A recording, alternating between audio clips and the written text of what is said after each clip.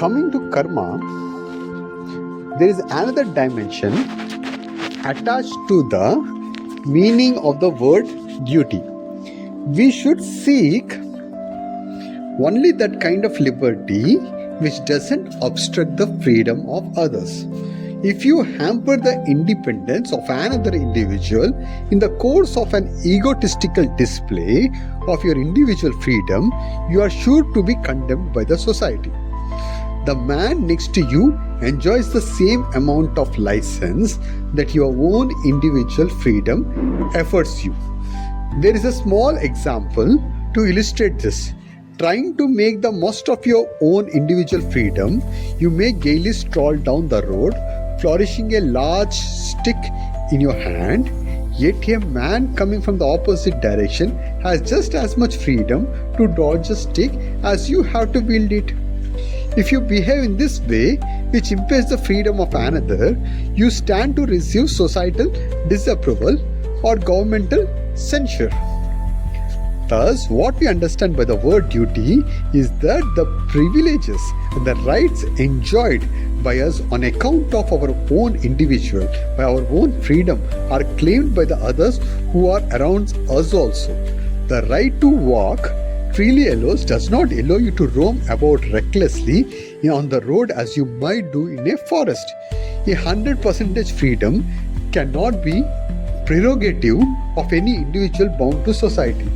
Whether it is the Prime Minister or a President, doesn't matter. Even the monarch of a large kingdom cannot fulfill all his individual wishes. He cannot merely by virtue of being the emperor or a king or a badshah, he can behave in a manner whatever he fancies.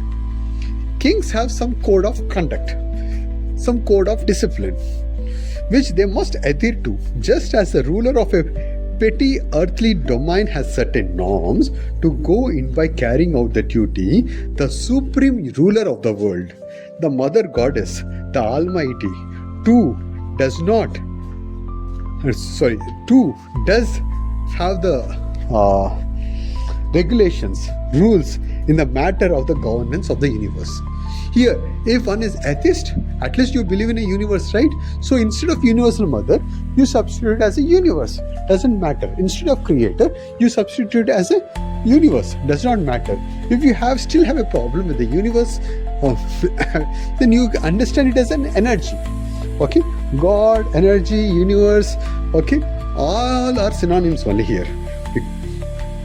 So, it is puerile to say that God would do everything by himself because he is omnipotent. Here is an illustration. There are two individuals who are devotees of the Lord. One of them prays to the God for rain to prevent his crops from getting dried up.